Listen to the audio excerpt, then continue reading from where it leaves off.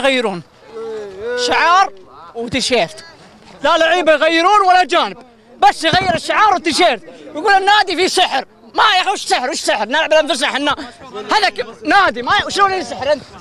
والشيء الثاني الجمهور العالمي رغم الهزيمه، احنا نقول رغم الهزيمه، الاداره نشكركم على المركز الثاني هالسنه، وبعدين ترى ما في شيء غريب مثل ما صرنا اليوم المركز الثاني السنه القادمه اذا جبنا لحظه يا اخوان، اذا جبنا 4 محترفين بامكاننا ان شاء الله نجيب يعني افضل من ذلك. اللعيبه صراحه ما وفوا ولا كفوا مع الجماهير ولا اي شيء، ما صلحوا ولا شيء. الجماهير يحضروا دائما يحضروا وهم اللعيبه ما يودوا شيء، مدرب سيء، الاداره سيئه، كل شيء سيء، اجانب سيئين، حتى السهلاوي والله ما صلح شيء. يا اخي شوف عماد الحوسني لاعب عماني كانه يلعب في نادي الاهلي من زمان، يلعب بروحه يا اخي، يقاتل على الكوره يا اخي السهلاوي كانه مغصوب يلعب يا اخي.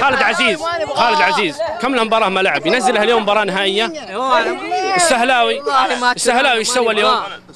ايش سوى السهلاوي؟ لانه ما سوى شيء.